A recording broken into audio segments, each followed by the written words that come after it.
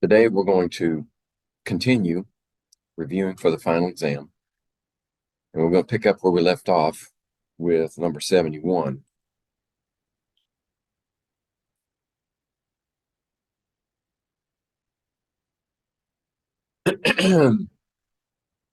Which says, convert 0.205 moles of calcium hydroxide into grams of calcium hydroxide.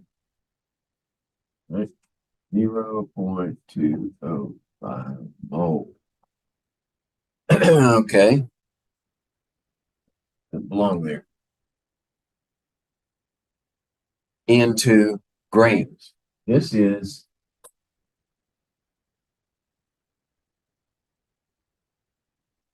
a unit conversion or a dimensional analysis problem.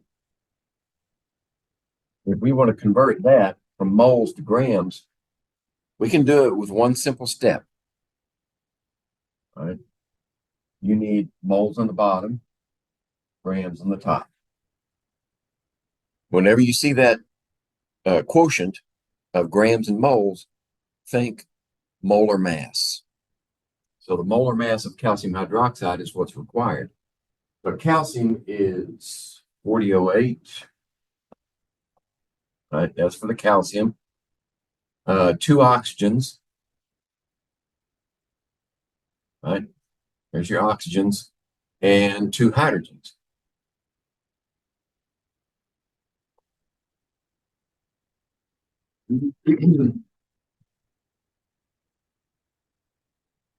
And we'll crunch some numbers.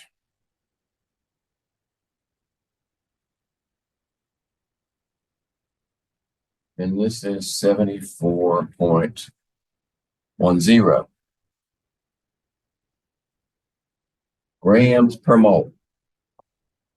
Now all we have to do is multiply that times 0.205.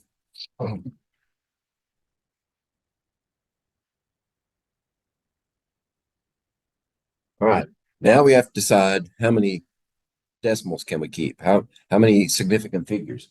Well, there are 3 here. This one doesn't count. This is an exact number. All conversion factors are exact.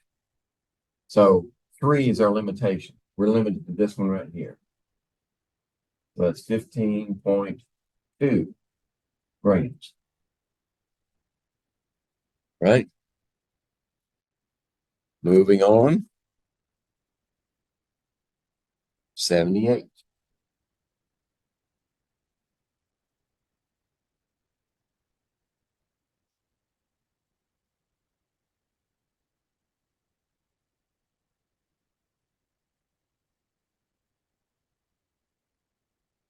When 10 moles of calcium metals reacted with 3.9 moles of oxygen gas, how much calcium oxide is produced? And look at the answers. The answers are in moles. So what we need is the balanced equation for calcium reacted with oxygen gas. And this is diatomic. You have to know that. Oxygen is a diatomic element. And it produces calcium oxide. We know that's correct because calcium is an alkaline earth, 2+ charge, oxygen's 2- charge, 1 and 1 is all that's required. Now we have to balance the equation. This is very simple. We don't even need to set up a budget. We need 2 oxygens on this side. That means 2 calciums on this side. Now, there's our balanced equation. Then we add the given information, 10 moles of calcium and 3.9 moles of oxygen. Now, we have 2 options here.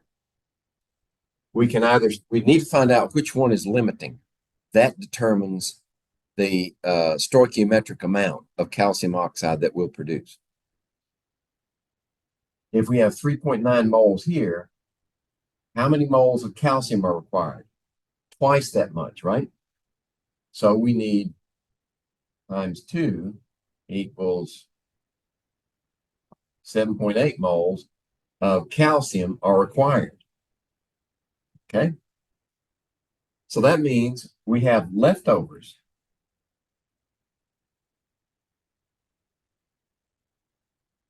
.2 moles excess. So this is the limiting one. Okay. That's one way to do it. The other way, and sometimes it's more convenient to do it this other way, is you say, how much calcium oxide can be produced from 3.9 moles? How much calcium oxide can be produced from 10 moles? And you compare the two. And the one that produces the least amount is the limiting one. So we could do that, but we've already found out which one's limiting, 3.9 moles here. All right. How many moles of calcium oxide? Well, we've already used that ratio 2 to 1, right? Or you could do it like this. Oxygen on the bottom, because this is oxygen. Calcium oxide on the top, which is 2 and 1. And that's also equal to 7.8 moles. So we have 7.8 moles of calcium oxide produced in this reaction.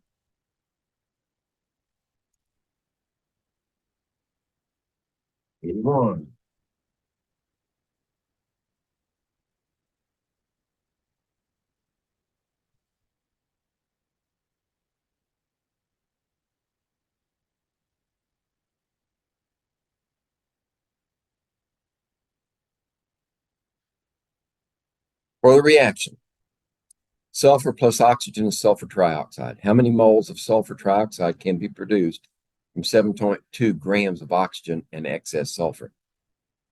Okay, so we're given the balanced equation. Isn't that nice?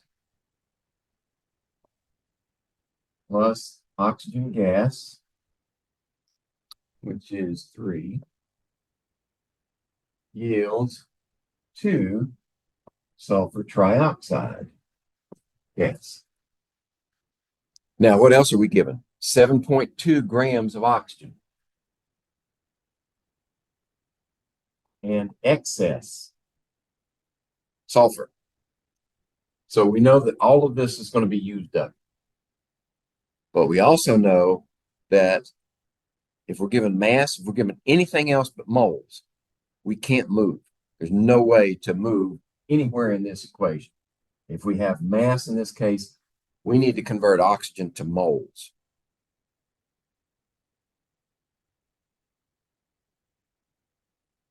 Right?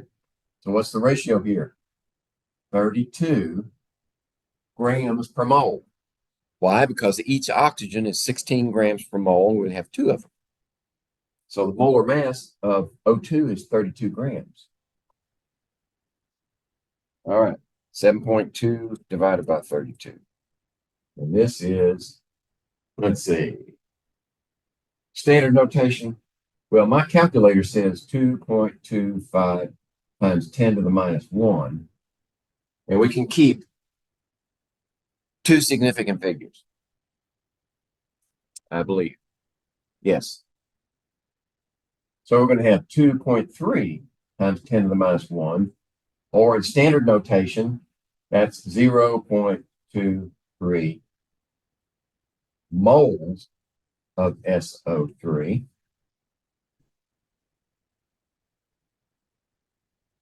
And oh,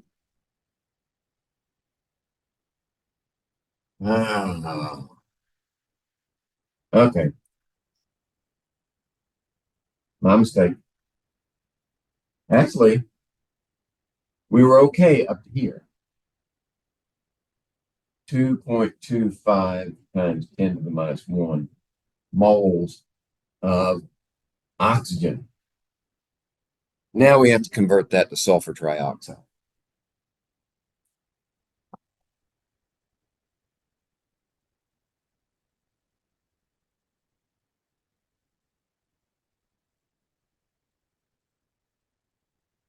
Okay, the ratio is 3 here, 2 there. So now we can take that times 2 and divide it by 3. and that's 0.15 mole of sulfur trioxide. Now we got the right answer. Go to 82.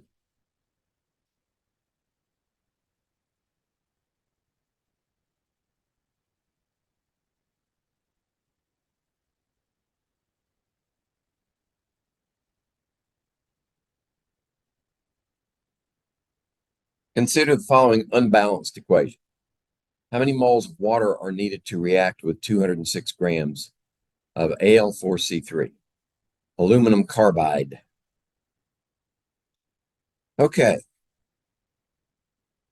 So this equation is unbalanced. It needs to be balanced before we can discern the outcome.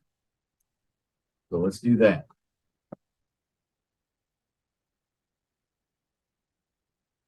And water yields hydroxide plus methane. And now we want to balance. I think the safest way to balance this is to use the budget method. So we've got aluminum, carbon, hydrogen, and oxygen. 4 aluminums here, 3 carbons, 2 hydrogens, and 1 oxygen. On this side, we have 1 aluminum, we have 1 carbon, we have hydrogens. 3 plus 4 is 7. Okay, and oxygens 3. Okay, where do we start? Well, we don't have any elements off by themselves, so we can't hold those. So when in doubt, I just start at the top. We need 4 aluminums. Okay, 4 aluminum. That changes the oxygen to 4 times 3 is 12. 12 oxygens. And 4 times 3 is 12 hydrogens. Oops. 12 plus 4 is 16. Okay. Now carbons. We need 3 carbons on that side.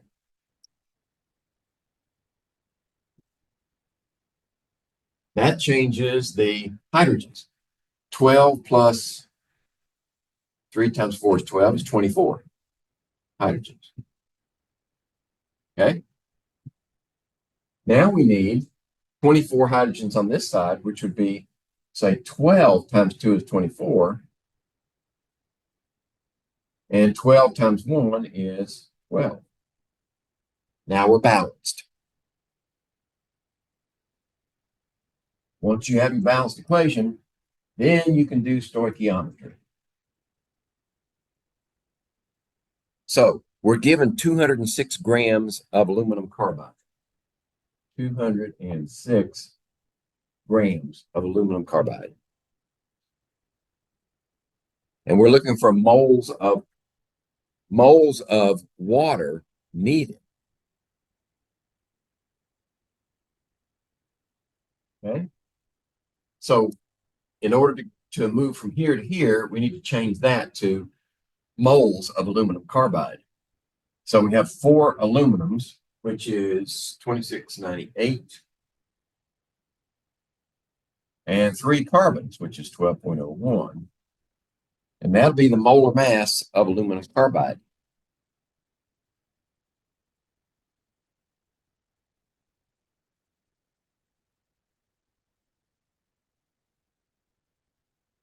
Let's see, I got to start over again.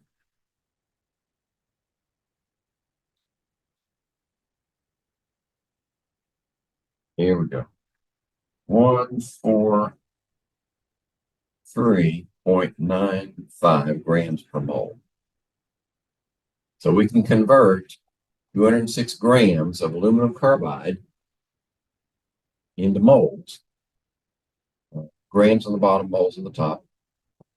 This is 143.95 divided into 206. And I get 1.4311. This is moles of aluminum carbide. Now we convert to moles of water.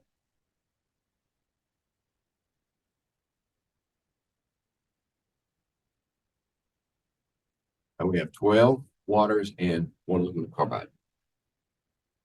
So I just multiply 12 times that, and I get 17.1726 moles of water.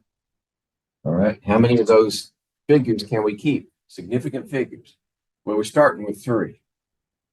So we can say equals 17.2 moles of water. Okay. That's how it's done.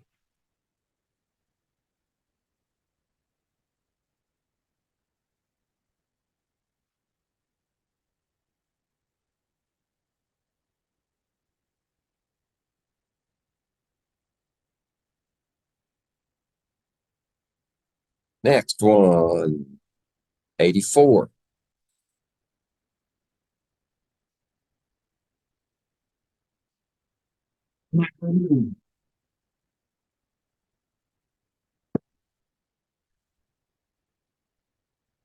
Consider the following reaction where X represents an unknown element and appears to be balanced.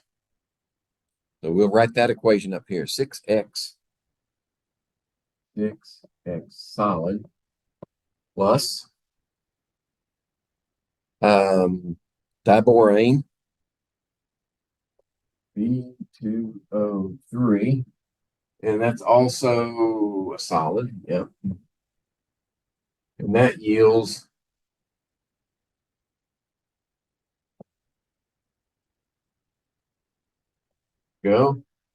and plus 3xO2.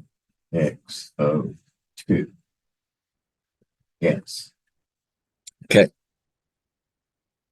What other information we're given? 165 grams of X.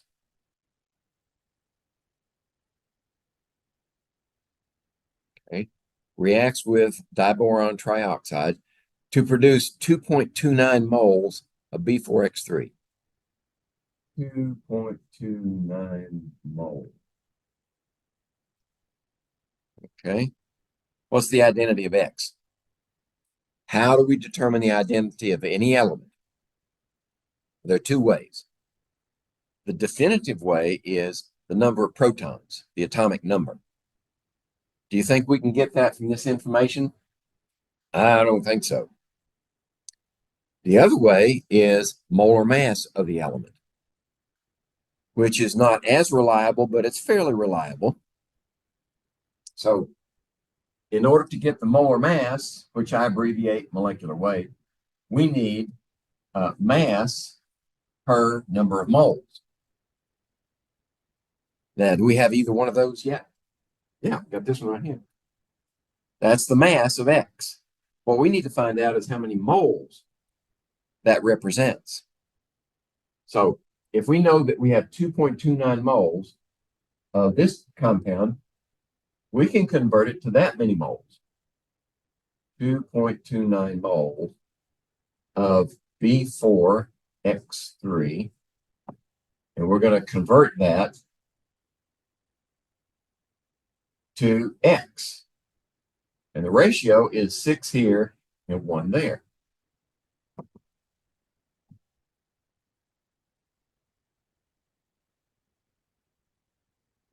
That's 1,374 moles of X.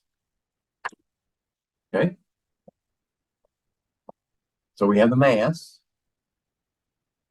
and we have the mole, 13.74. And we don't have to be overly concerned with significant figures because we're just looking at a value that will identify the element. Let's see, 165 and divide by that number. 165, 13.74. Here we go. This is 12.0087 grams per mole. Now, which element is close to that? Go to your periodic table and top to bottom, left to right, just keep following along till you find something that's close to this value. And once you get there, you find out that this is carbon.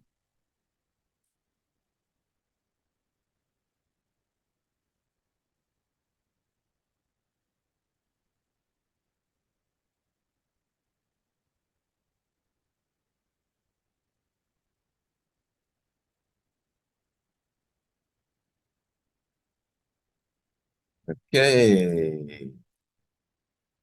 Next one I selected is 88.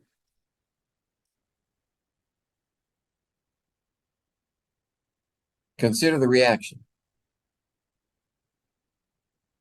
Magnesium silicide plus 4 water yields 2 magnesium hydroxide plus silane. This is called silane. The reason for that is this is called methane. And silicon is in the same group as carbon, so we just substitute silicon part for the methyl part.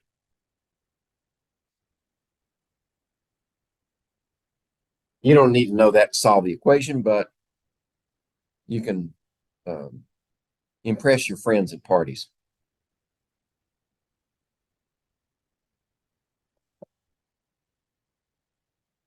Okay, and for water, it appears that this reaction has already been balanced for you.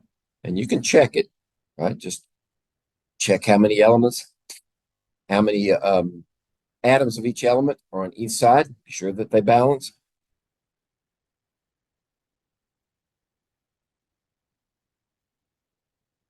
This is aqueous plus silane. There we go. Okay, that's the equation. Now, how many moles of excess reactant are left over if we start with 39.1 grams of each reactant?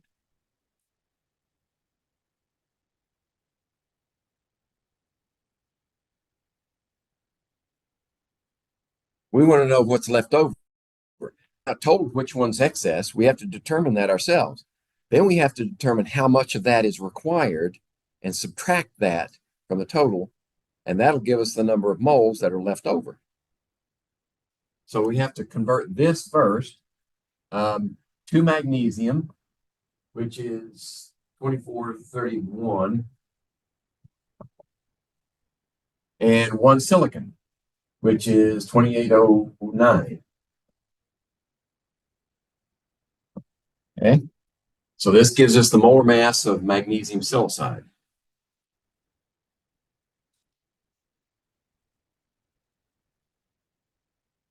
This is 76.71 grams per mole. So we're going to convert this to moles, grams per mole. 76.71. Okay, 39.1, let's divide. This is 0.5097 moles of magnesium silicide. Then we have 39.1 grams of the other compound. We need to know the molar mass of water. We've done water so many times, I got it memorized. It's 18.02.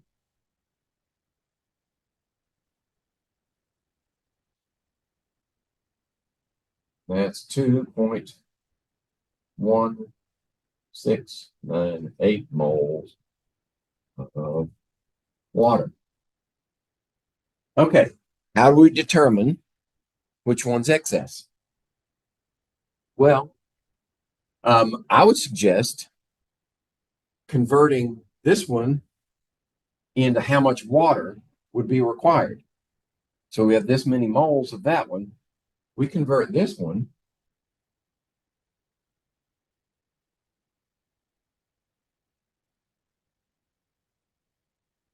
into water. And the coefficient is 4 there, 1 there. Right? So let's say 4 times that one is 2.0388 moles of water. Okay. This is exactly how many moles are required stoichiometrically to react with 0.5097 moles of magnesium silicide. All right. Do we have any left over? Well, that's all we need, but we've got 2.1698. So this is excess. Right? So we just subtract how much we've used from how much we have, and that tells us the excess. So let's see. There. This is 0.13096. And we could keep, let's see, 3 significant figures. So we're actually going to subtract 4 from 7 is 3. That's okay. 0.13 mole of water excess. Okay. That's D in our selection. 92.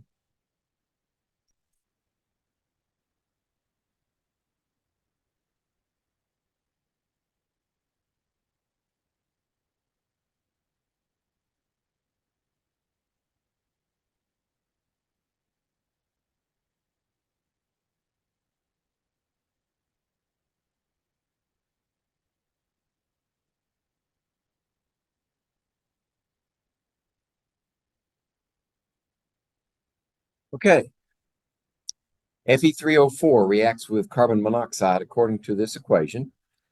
If 482.3 grams of carbon monoxide is reacted with excess Fe3O4, what mass of carbon dioxide will be produced? All right, we're given the balanced equation.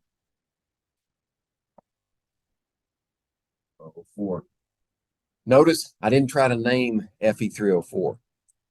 The reason for that is if we try to name it as a type 2 compound, then we would say iron, and then we have to name the charge, oxide. Okay, this is a -2, that's -8.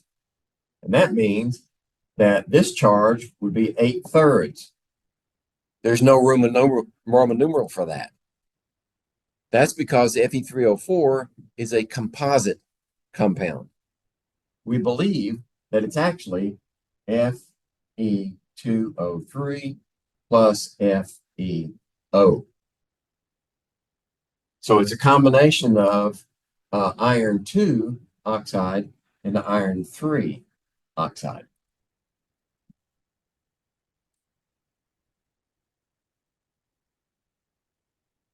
But the reaction is still valid.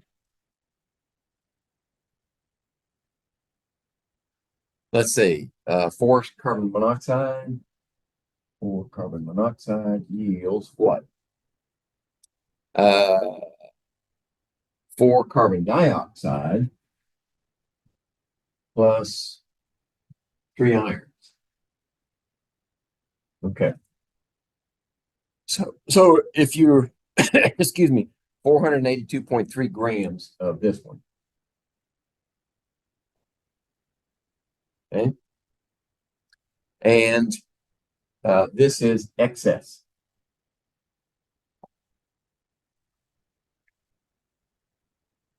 What mass of CO2 will be produced? Okay. That's everything that's given. What we need to do is convert this to moles so we can go to that side.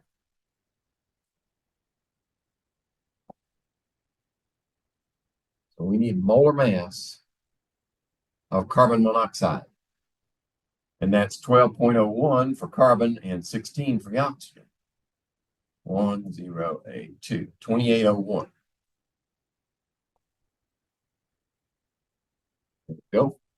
So 482.3 divided by 28.01 is 17.2189 moles of this compound. Now we can convert it to,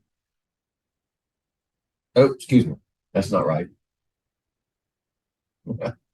Carbon monoxide. There you go. So notice that the ratio of the two is 1:1. So this is also 17.2189 moles of carbon dioxide. Well, actually, it's 4:4. Now we need to convert this moles back to carbon dioxide. So carbon dioxide needs 2 oxygens. So we just need, let's see, 0.1 for 44.01.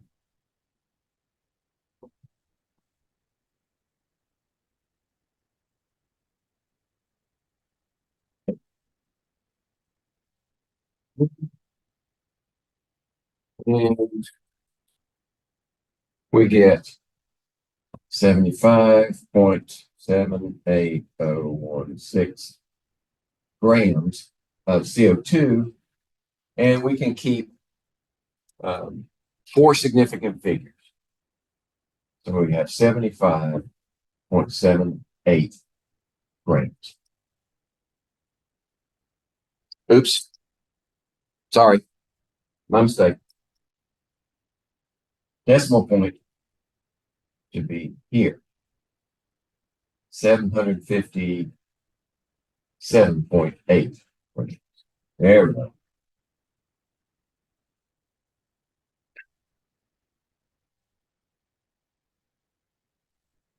Number 94 coming up.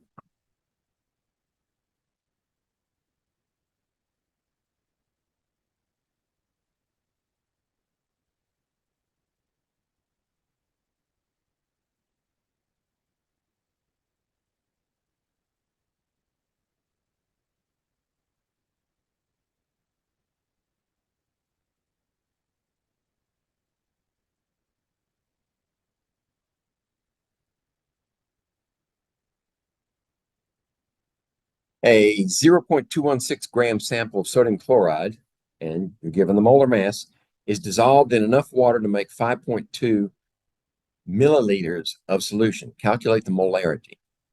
Right? What do we need to know to calculate molarity? We need moles and volume. Right? This is in moles. This is in liters. So we have 0.216 grams of sodium chloride. 0.216 grams of sodium chloride needs to be converted to mole. Okay. So sodium is 23. Chloride is 35.45. 5485. So this is 58.45 grams per mole divided into 0.216.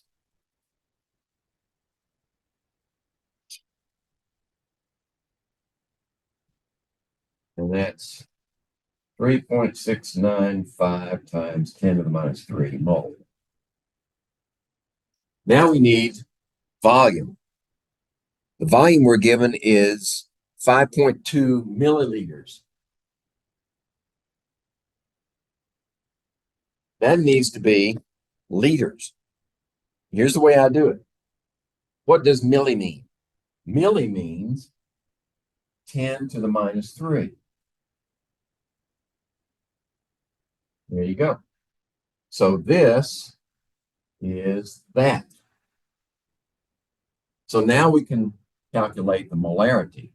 We have 3.695 times 10 to the minus 3 moles, and liters, 5.20 times 10 to the minus 3 liters.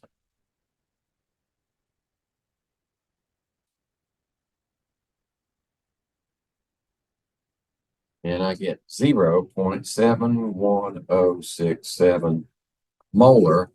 And let's see, we can keep three significant figures, right? Right, three here, three here. So it's actually 0.711 molar. Right. 95.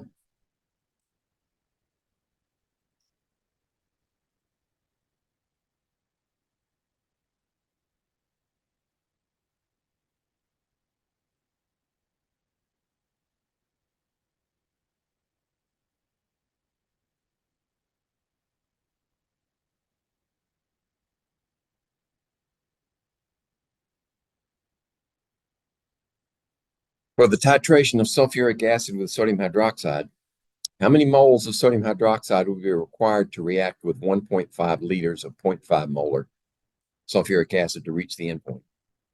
All right. There are two ways to approach this.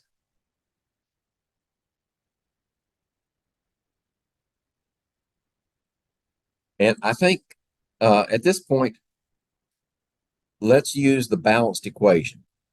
We're titrating sulfuric acid with sodium hydroxide.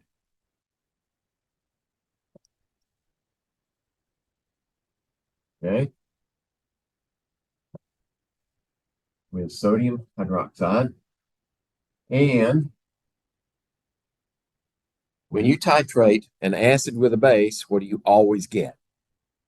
You always get the salt, sodium, sulfate, right? Because this is +1 and this is -2, plus water. Now we balance the equation. We need 2 sodiums and 2 hydroxyls plus 2 hydrogens yield 2 water. There we go. Now the equation is balanced. Okay, what are we given? 1.5 liter sulfuric acid, 1.50 liters of 0.5 molar, 0.5 molar. And the question is, how many moles of sodium hydroxide? Okay. So remember the definition of molarity is moles per volume. We want to know how many moles is this so that we can convert to moles of that. If we solve for moles, it's molarity times volume. Molarity times volume. So this is 0.75 moles of sulfuric acid. Okay, what's the ratio? Well, we want sodium hydroxide, and we have sulfuric acid. So that cancels these two. Now we have 2 times that, and that's equal to 1.5 moles of sodium hydroxide. Okay. The other way is to calculate normality. And then, if you know the normality, then you can say normality of the acid times the volume of the acid equals the normality of the base times the volume of the base. Okay. What's the normality of the acid? Well, if it's 0.5 molar, it's twice that normal because you have 2 hydrogens for every one.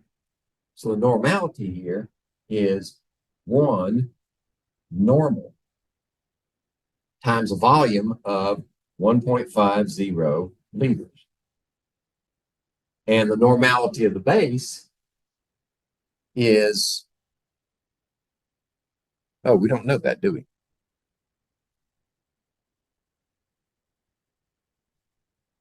Sodium hydroxide. Oh, never mind. That won't work because we don't know the normality of the base. We do know 1.5 moles. This method is the only method to solve this problem.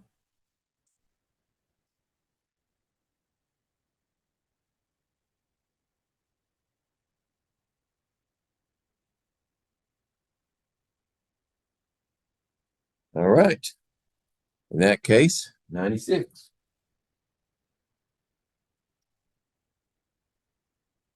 Which of the following statements is false? Oxidation and reduction. Remember the mnemonic. Excuse me. Getting ahead of myself.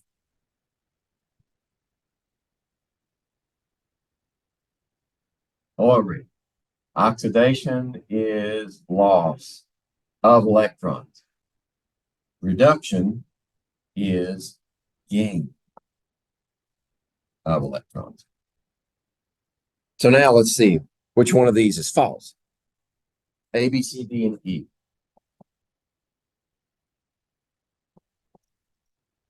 A, cannot occur independently of each other. That is true. When you have one, you always have the other. B, accompany all chemical reactions. That is false. There are many chemical reactions that do not transfer electrons in the process. They don't have an oxidation step and a reduction step. So we found one false one, and the rest, we don't have any odd ones like two of the above, none of the above, that type. So we found our answer. So C, D, and E should be true. C, describe the loss and gain of electrons respectively. Oxidation is loss. Reduction is gain. True. Result in a change in the oxidation states of the elements involved.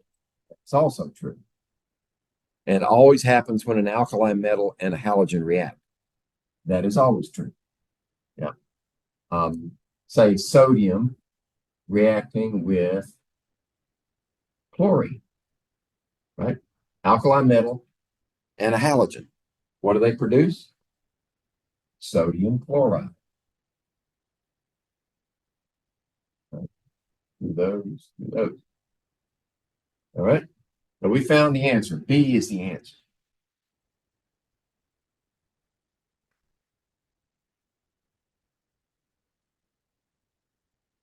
$97.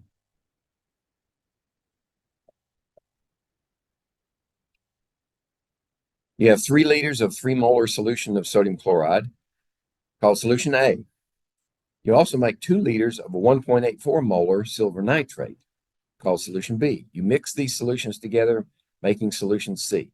Calculate the concentration in molarity of nitrate ions in solution. Okay. This is a reaction. We need the equation. If we've got sodium chloride, solution A, and we're adding it together with silver nitrate, which is soluble, what do we get? We get a double displacement or replacement reaction. Silver goes with chloride, and sodium goes with nitrate. This is soluble. Always, all nitrates are soluble. That chloride is insoluble. All you have to do is look at the chart that I give you with this exam and with exams in the past where we need to know solubility. Okay, so what are we given? 3 liters of 3 molar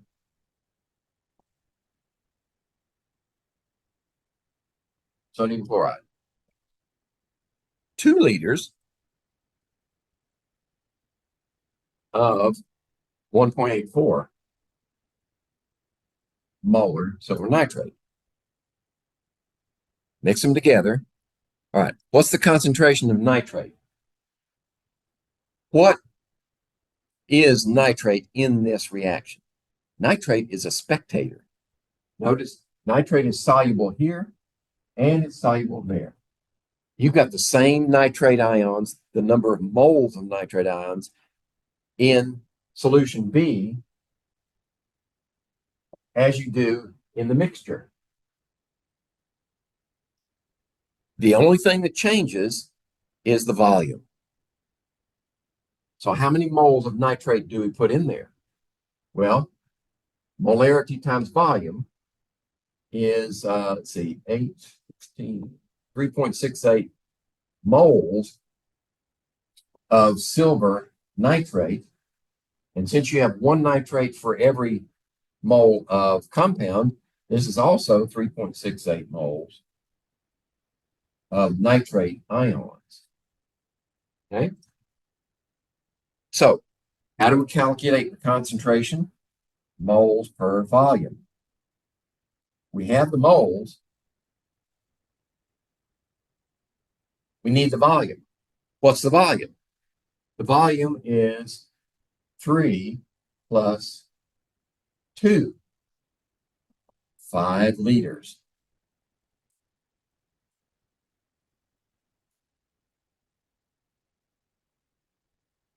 That's 0.736 molar. Okay, that answer is C.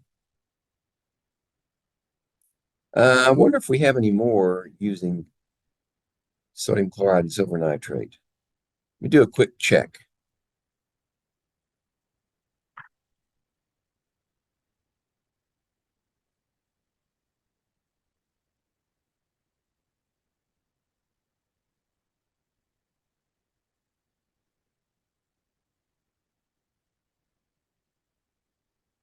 Okay, no, we don't need to keep that.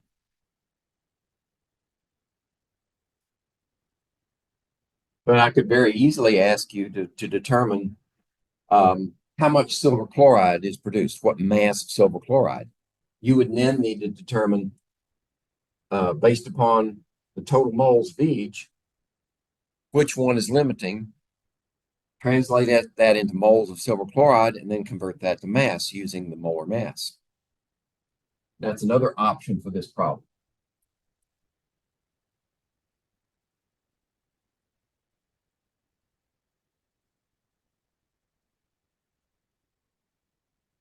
All right. Moving on. 99.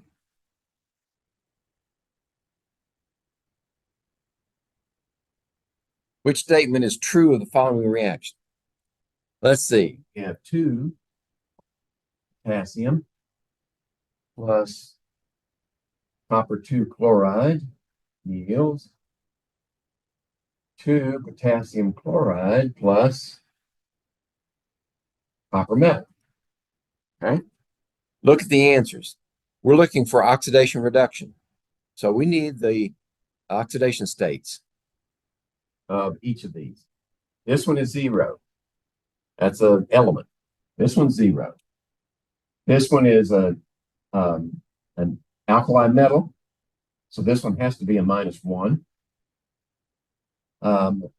We have to take this one as a -1. So that makes this +2. Okay. So what's happening here? Well, potassium goes from a 0 to a +1. That means it had a loss of 1 electron per potassium. Times 2 potassium equals 2 electrons lost. Okay. Copper went from here to here. It had to gain 2 electrons per copper times 1 equals 2 electrons gain. Okay. Now we've defined our oxidation states and which way everything's moving. Which one of these statements is true?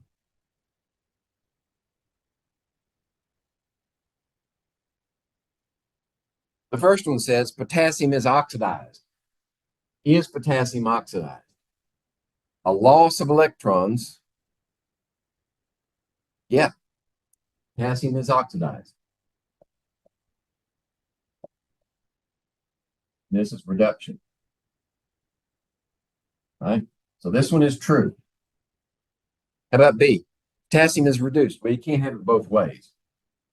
It's either one or the other, right? And we already determined potassium is oxidized. Copper is reduced. Well, yeah, the copper in that compound is reduced to copper metal, right? And copper is oxidized. It can't be both ways, so that one's false. That means two of the above are true. That's why E is your answer. Okay. O2.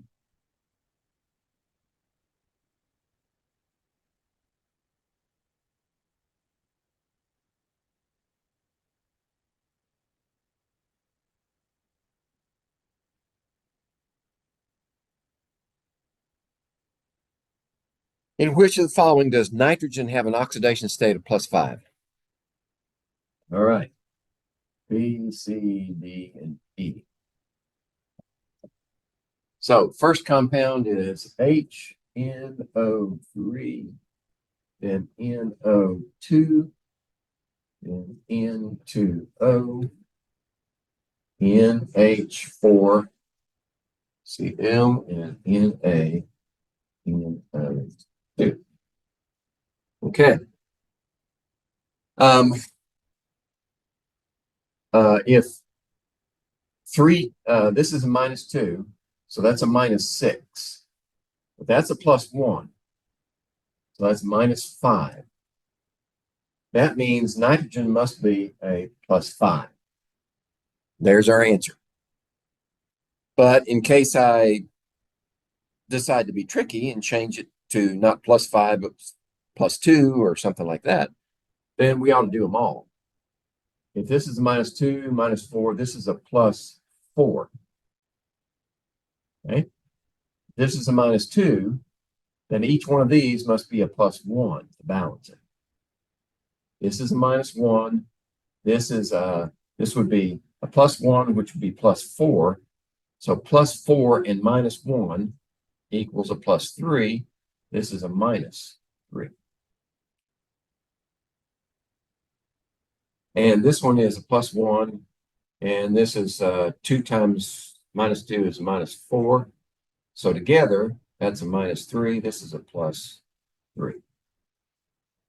So there are your oxidation states. +5, +4, +1, -3, +3.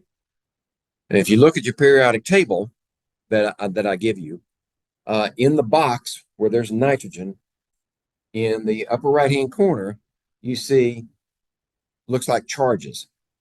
Those are oxidation states. And those are all the possible oxidation states for nitrogen. And we've got many of them represented right here.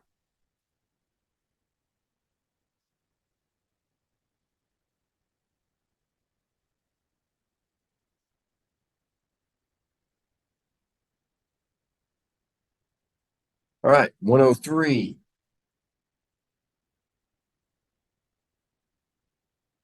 Which of the following is true for a galvanic cell based on the following reaction? All right. So we have zinc and copper 2+, zinc solid, and copper 2+, yields zinc 2+. Is that correct? Yep. Plus copper solid. Okay. So we're going from 0 to +2, and we're going from +2 to 0. So which one is this one? This is a loss, 2 electrons per zinc. And this is a gain, 2 electrons per copper. Okay, so the questions are reduction, cathode, anode. All right. So by definition, if this is loss, this is oxidation. This is reduction. And remember, the site of reduction is the cathode. And the site of oxidation is the anode. Okay, now let's look at our choices. A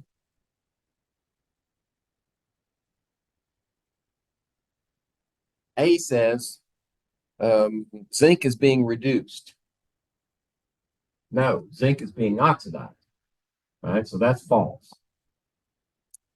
B, zinc serves as the cathode. No, zinc is the anode. Okay. So C, copper 2 plus is being reduced. Yes, that's true. D, copper serves as the anode. No, copper is the cathode. The site of reduction takes place at the copper electrode. That's cathode. So that's false. And two of these are true. Nope. Only one. That's the only one that's true out of that selection. 105.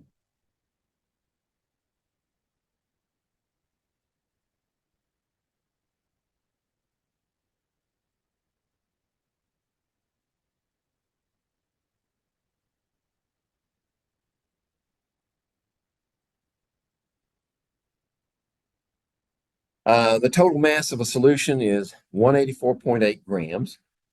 The solvent mass is 125.2 grams. What's the mass percent of the solute? All right. This is an exercise in concentrations in terms of mass percent. So percent by mass means what? It's the mass of the solute divided by the mass of the solution times 100. Right?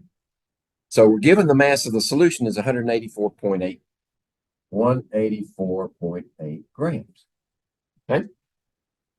The solvent mass is 125.2. So what's the solute? 125.2 grams is the solvent. If we subtract the solvent from the total, we get the mass of the solute.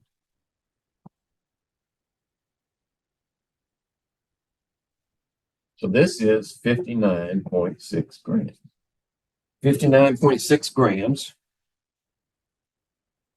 divided by 184.8 times 100 is, let's see, three significant figures. 32.3% by mass. Okay. 106.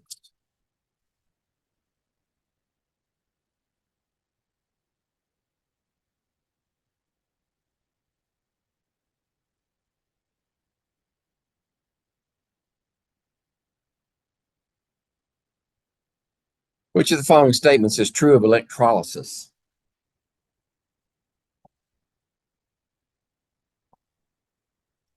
All right. First one says, electrolysis is a process where electrical energy is used to produce a chemical change. Right. We effectively drive a battery, an electrochemical process backwards. The non-spontaneous direction is driven by electrical energy is used to make that chemical change happen. That is true. B, electrolysis involves forcing a current through a cell to produce a change that would otherwise not occur. That's what I just said. It's not spontaneous. So we have to drive it backwards with an external current. Okay. The electrolysis of water produces hydrogen gas and oxygen gas. That's also true. Electrolysis is used to recharge a lead storage battery. Yes, indeed. When it discharges, one plate, the lead plate becomes lead 2 oxide. The lead 4, excuse me, it becomes lead 2 sulfate. The lead 2 oxide plate becomes, let's see, it's lead 4.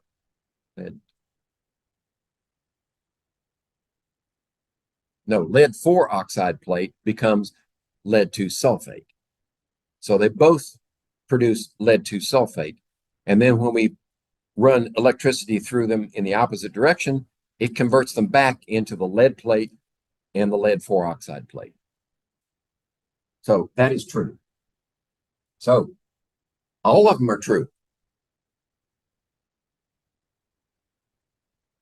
All right.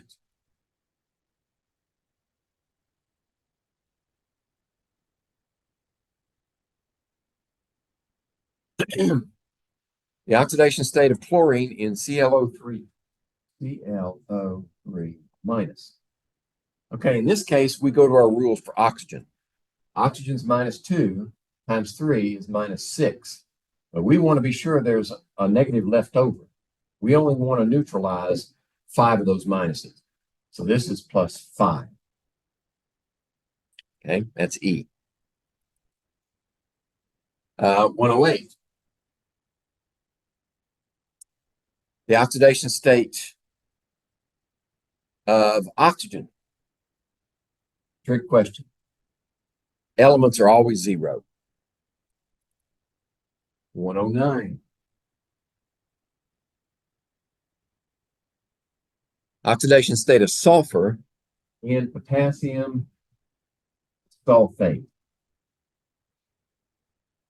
This would be +1, so +2 total, -2, which is -8 total. So we have -6 that has to be balanced by the sulfur, which is +6. Now, that's the way you do it for the whole compound. If you have sulfate, you should get the same answer, right? -2 times that, -8. We're going to hold out 2 minuses there, +6. That works both ways.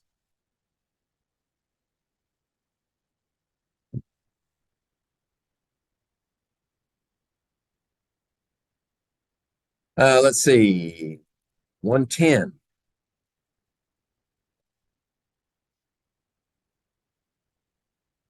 When the following reaction is balanced in acidic solution, the coefficient of water is. Okay, so we're starting off with ClO3 minus plus Fe2 plus yield Cl minus plus Fe3 plus. Now, is it reasonable to expect water to be added to this equation when it's balanced? Yes, because there's oxygen here and there's no oxygen there. What we have to do first is determine oxidation and reduction steps. So oxidation step, reduction step. All right, this was a 2 plus, that's a 1 minus, that's a 3 plus. We have to determine what's chlorine. So -2 times 3 is -6. Hold 1 out, -5. This is a +5. All right. So we go from +5 to -1, which is, how do you do that? You have to add electrons. So that's the reduction step. ClO3 minus the +5 here yields Cl minus. That means this is the oxidation step. Okay. So balance everything that's not hydrogen or oxygen. 1 chlorine, 1 chlorine, 1 iron, 1 iron. Then balance the oxygens. So we have 3 oxygens here. We need 3 waters on that side. That has just added 6 hydrogens.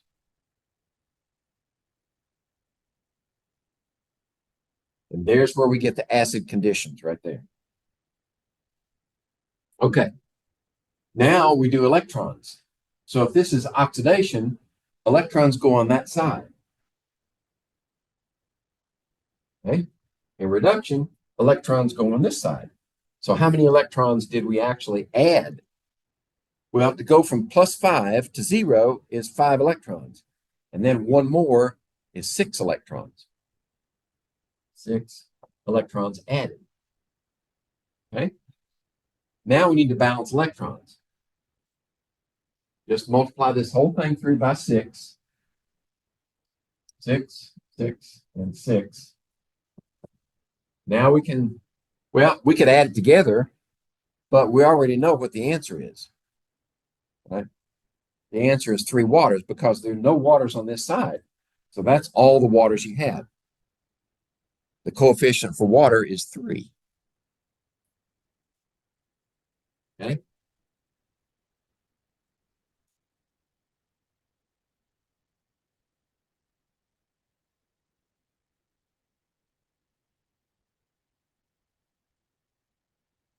Uh, 111. The Hall process for making aluminum involves what? Let's see. A, B, C, D, and E.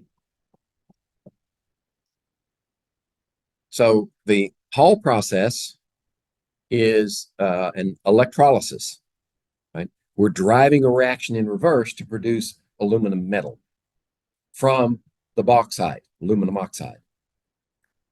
So how do we do that? A says we chemically react alumina with carbon. No. Now, carbon is present in the reaction vessel because that's one of the electrodes, but it's not part of the reaction. So this one is false. How about B? Electrolysis of an aqueous solution of aluminum oxide and the aluminum fluoride. No, it's not aqueous. It's molten. There's no water there at all. Well, that's false. Electrolysis of a molten solution. Yes, that's the one. That's true. And none of the above or all of the above. None of the above. No, we found one right there. All of the above? Nope, because we got 2 false ones. So these are both wrong.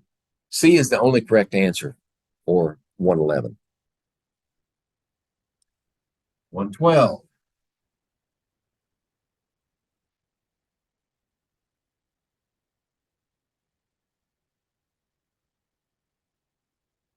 How many electrons are transferred in the balanced reaction? Okay.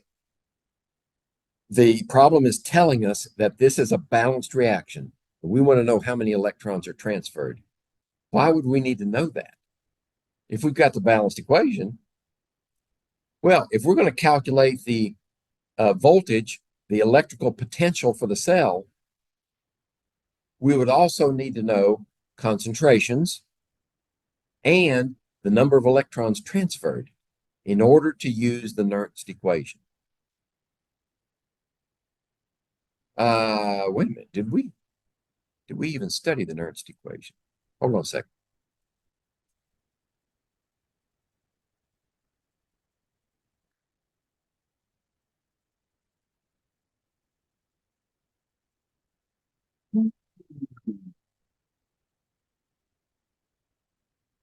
No, we did not. My mistake.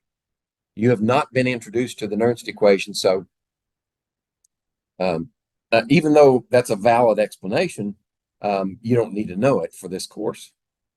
So let's just answer the question.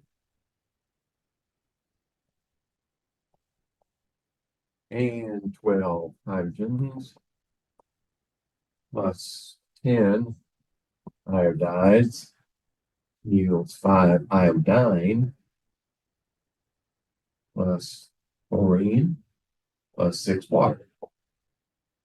All right. So we need to identify the oxidations and reductions to be sure that they're balanced.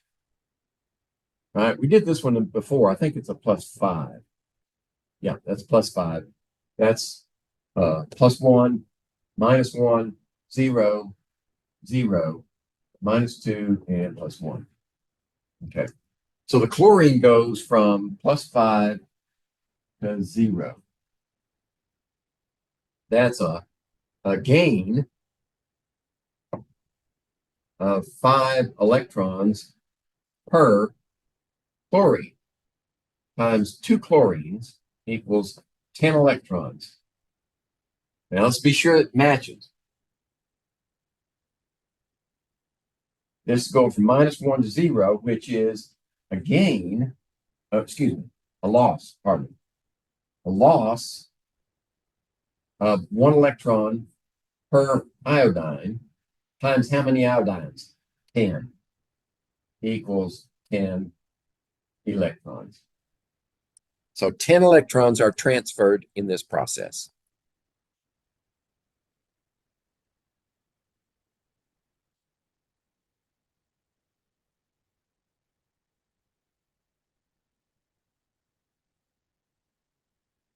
Let's see, 113. When the equation for the following reaction in basic solution is balanced, what's the coefficient of hydroxyls? All right. This is going to take some work, right? How do we do it? We balance it as an acidic solution first, then we neutralize the hydrogen ions with hydroxyls to make it basic. So first of all, we need MnO4 minus plus Cn minus yields MnO2. And for the purposes of balancing the equation, we don't need the states. CnO minus. Okay, so we need oxidation states first. This is -2 times 8 minus 8. -7 balance because we want to keep one negative out. This is +7. Nitrogen is assumed to be a -3. So we only need to balance 2 of those. That's a +2. This is a -2, so a -4, that's a +4.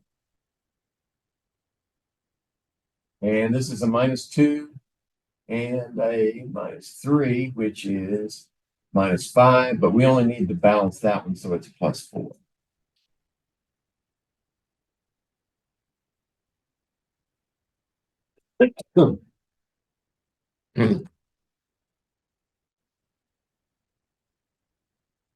All right. So we need the oxidation and reduction steps.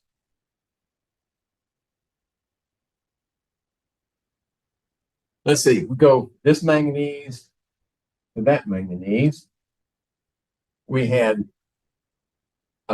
gained 3 electrons. So that's reduction. MnO4 minus goes to MnO2 there. That means that cyanide ion goes to that one. This is a +2. This is a +4. We had to lose electrons to go there. All right. Now we balance the non-hydrogens, non-oxygens. 1 carbon, 1 nitrogen, 1 carbon, 1 nitrogen, 1 manganese, 1 manganese. Now we balance the oxygens. We got 1 oxygen there. We need an oxygen here. That means that we've got 2 hydrogens on this side to balance the ones we added over here. We've got 4 oxygens here and 2 here, so we only need 2 oxygens on this side to give us 4 oxygens. But we added 4 hydrogens. Okay. Now we do electrons. The oxidation step means electrons are on this side. How many? We went from +2 to +4, which is a loss of 2 electrons for each carbon. And there's only 1 carbon, so that's 2 electrons. Manganese gained 3 electrons for each manganese, right? A 3 minus and a +7 is a +4. Now we balance the electrons. How do you do that? If you've got an odd and an even, cross multiply. So this is going to be 3 times, and this is going to be 2 times, right? That 2 goes here, that 3 goes here. Okay, so we got 3, 3, 6, 6, and 3. Then we have 2, and 8, 6, 2, and 4. Now we can add them together. And this will give us the acidic solution equation. So we're not quite there yet. All right, let's try to keep them in order here.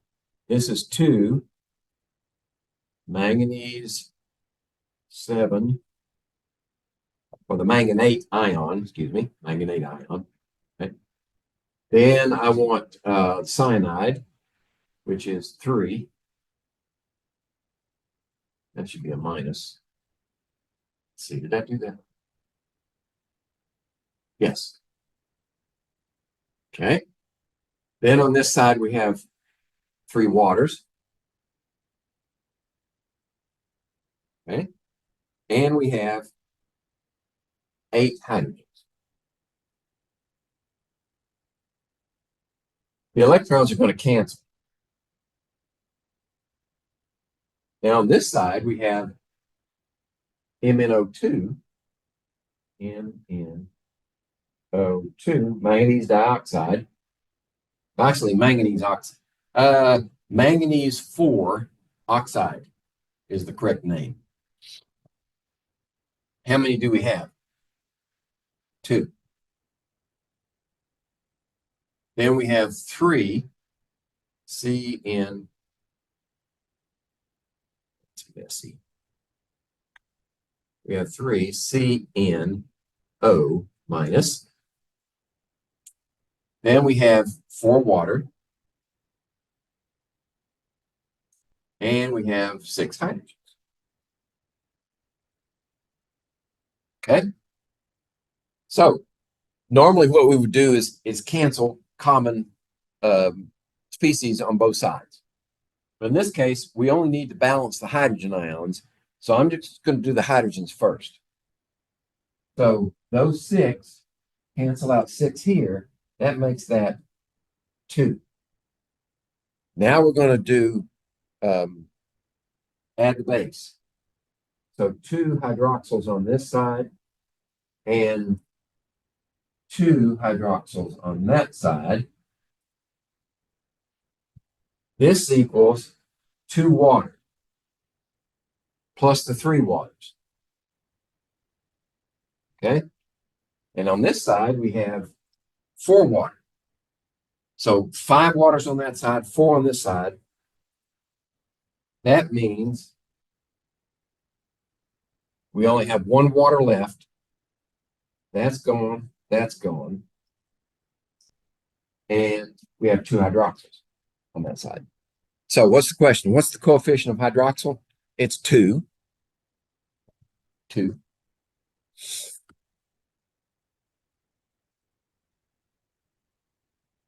And let's see, 115. Getting close to the end. At least close to the end of the ones I selected.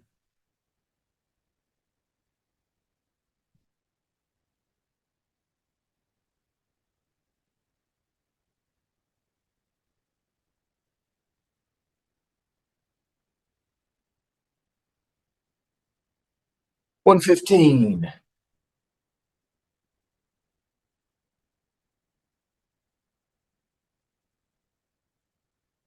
All right, balance, write the balanced equation for the double replacement reaction of lead-2 nitrate and potassium chromate.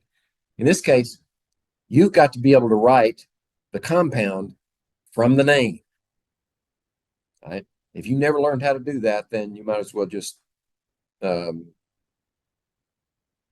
give up. lead 2 nitrate. So we have lead with a 2 plus, nitrate with a 1 minus. That means we need 2 of these. Okay. And then, let's see, potassium chromate. We have potassium, and we have chromate. Chromate is a polyatomic ion with a 2 minus charge, so we need 2 of these. And this is aqueous, this is aqueous.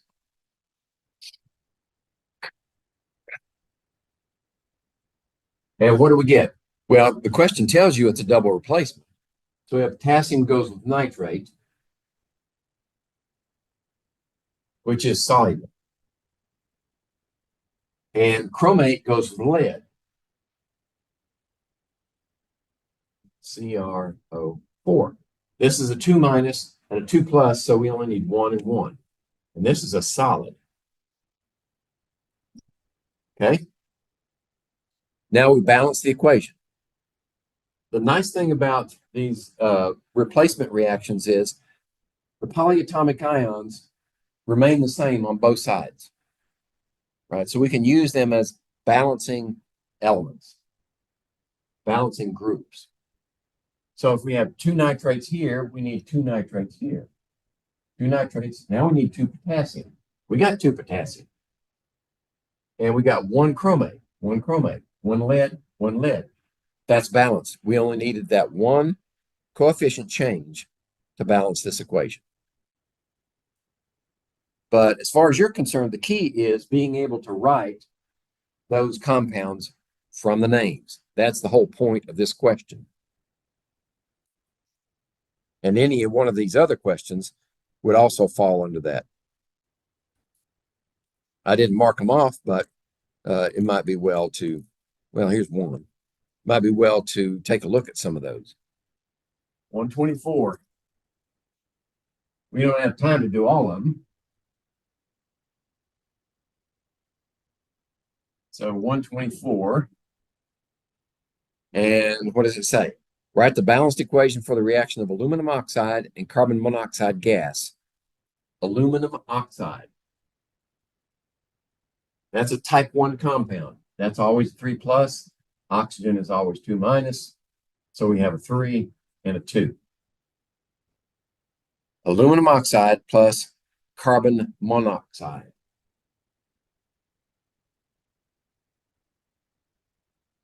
Okay.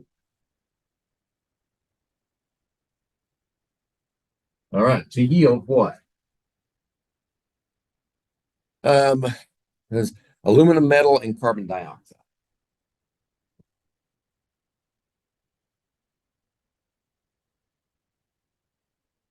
Okay. So how do we balance this? Well, it's fairly simple, actually. We need, let's do the budget, just to be safe. Aluminum, oxygen, and carbon. So we have 2 aluminums, we have 4 oxygens, and we have 1 carbon. So that's 5, 6, 7, 2, 3, 4, 5, 6, 7. And on this side, we have 1 aluminum, we have 1 carbon and 2 oxygens. Okay, so we're going to save aluminum to last because it's an element. And let's look at the oxygens. Yeah, because the carbons are already balanced. All right, how do we get 4 over here? Just put a 2, right?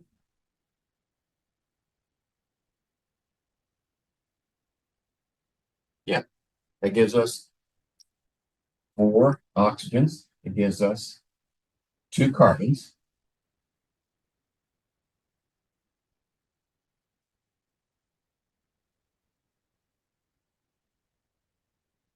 Oh, that's going to be a problem, isn't it? Because we got oxygen in 2 different places here.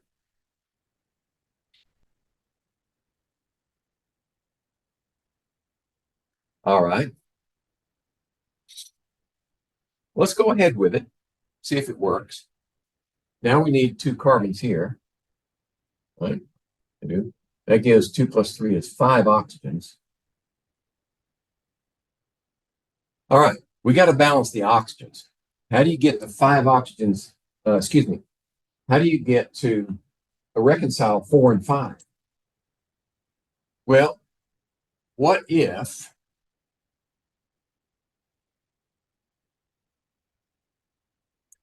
we were able to change the coefficients here so that we change the oxygens, but we don't substantially affect the carbons? If we change this one to 3 and this one to 3, that gives us 6 oxygens, and 3 plus 3 is 6 oxygens. Now we have 3 and 3 carbons. Right? So now we're balanced. It takes practice to see solutions like that.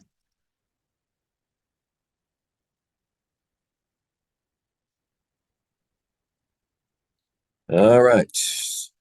What else? That's it. Those are the only ones that I've selected. Okay, so there you have oxidation reduction, types of reactions, determining the empirical formula. There's your solubility chart. There's your periodic table. And there's useful information. Some of those you won't need. Right? You just have to know which ones. There are your polyatomic ions. And there's how you balance equations. There's for oxidation states and half reaction method, both acid and base. All right, so you got all the information you need there. Everything that you see here in useful information at the end of this document is available for the final. All you have to do is be sure and get a copy of it from Brightspace before you start the exam. All right, so that means we're done for today. We've done all the ones that I highlighted. And since there's nobody here and there's nobody in Zoom, no questions. We're done for the day.